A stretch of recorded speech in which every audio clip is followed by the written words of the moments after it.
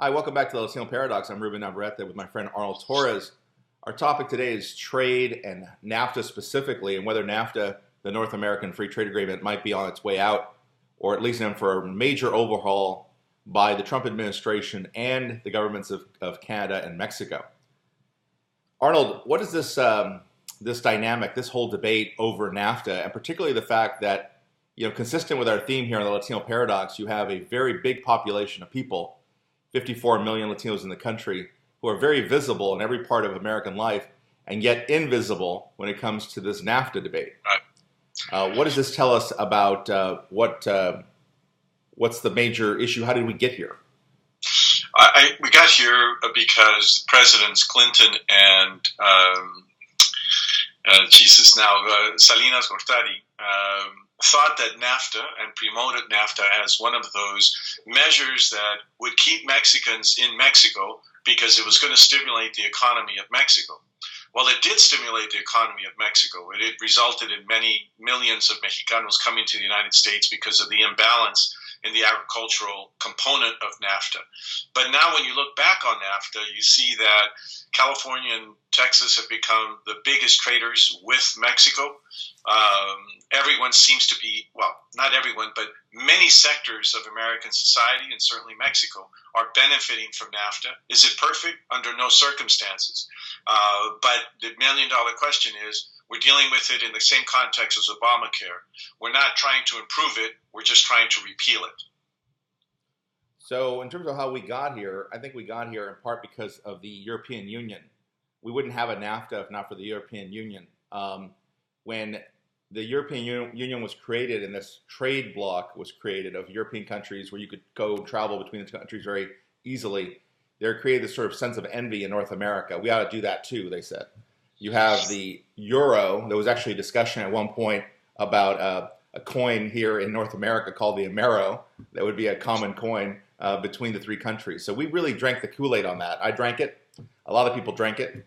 I certainly didn't want to side with Ross Perot when he warned about a giant sucking sound coming from Mexico. I sided more with Al Gore and Bill Clinton and the folks who said that NAFTA was going to be good for both countries, all three countries.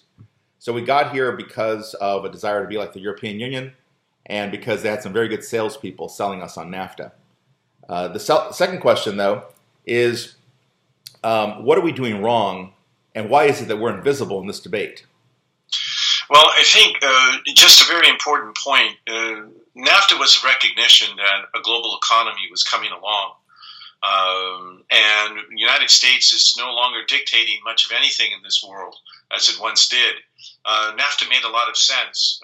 The details could have been changed. But what we're doing wrong is that we're not focusing on the importance of what this could mean going further, making the improvements, establishing better distribution of the wealth that's coming in.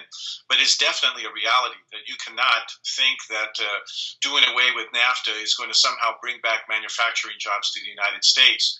It's going to do the opposite. It's going to be 50,000 jobs will be lost. Many of those jobs will be in areas that lost some of those jobs to begin with, which was in Michigan and in Ohio. And then, without any doubt, the business benefits are down along the border. Those things are going to be lost as well.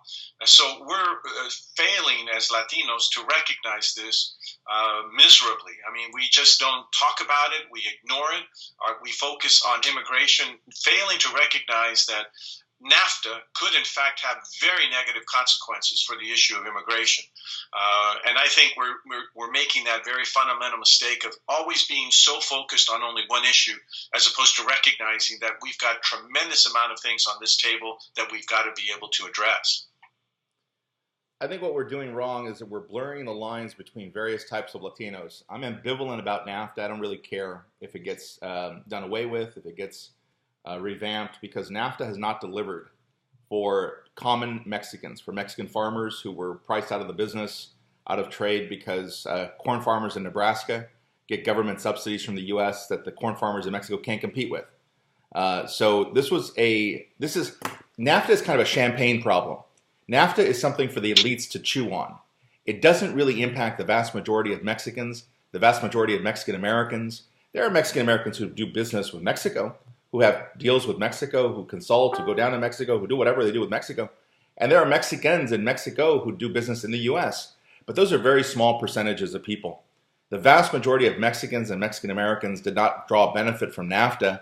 And in fact, you can argue that one of the reasons a lot of Mexicans want to redo NAFTA is because, and they're not against redoing NAFTA because they think NAFTA doesn't work well for them as it is. They're hoping for a better deal. Maybe the Canadians hope for a better deal too. All I know is I bought it, I was sold this bill of goods. Al Gore, Bill Clinton, the Chamber of Commerce, they all convinced me this was going to work. I think it worked not as well as they thought. It actually increased immigration, illegal immigration from some areas. But my bigger concern is that it really just sort of takes care of the elites in both countries, but ignores the masses. Lastly, what is our major takeaway? What do you think Latinos in the United States paying attention to the NAFTA debate, tuning in, should take away from it? Should take away the fact that, yes, it was not a very good idea. I was very much opposed, wrote about it, talked about it, felt that it was going to benefit the rich on both sides of the border. But the reality is that it's been in existence now for, close to 20 years now. And the reality is that we've got to improve it. When you improve something that has economics as the foundation, you have a chance to really deal with immigration in the way that you have to deal with immigration, which is through the economy. But a major takeaway is the power of labor unions in this country and their hold over Latino elected officials. I believe Latino elected officials are mum on the issue because labor loves what this president is about ready to do, which is to pull out of NAFTA. I will love to see what labor does when the consequences start hitting us on immigration concerns and other probabilities. What are they going to be leading the way? And will those Latinos who follow labor, will they then lead the way of saying, oops, we made a mistake, let's correct it?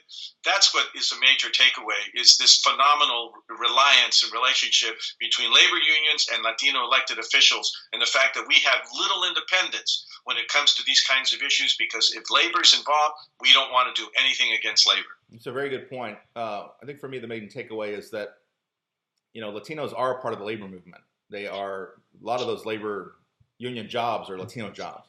Latinos have those jobs. They're union members. And it's one of the reasons that Latinos have become, I think, so ambivalent about NAFTA in general. I agree with you. I guess my takeaway would be that in the 90s, you had the most successful president, the most popular president with Latinos in the last 50 years was Bill Clinton. Bill Clinton's numbers with Latinos were phenomenal in 92, and in 96 even better. He got upwards of 75, 80% of the Latino vote, close to 80%. And so this is the same Bill Clinton who, at the behest of the Teamsters, against organized labor, to your point, kept Mexican trucks off the freeways of the United States in violation of NAFTA. We let the Canadian trucks on, the Mexican trucks off. So let me get this straight.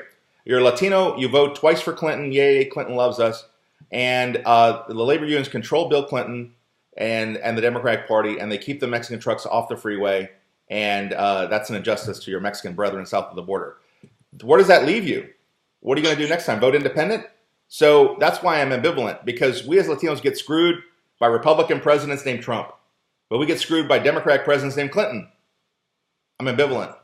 All the more reason to quit being dependent on parties and start dealing with the issues on the merits and having an independent thinking, an independent path of our own. That's what we need to start doing. That is absolutely true. And the first step to being independent is critical thinking.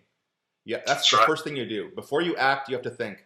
You have to think critically about all these issues, and today's issues was NAFTA. We hope we advanced your thinking on it just a little bit. I'm Ruben Navarrette with my friend Arnold Torres. Until next time, this is the Latino Paradox.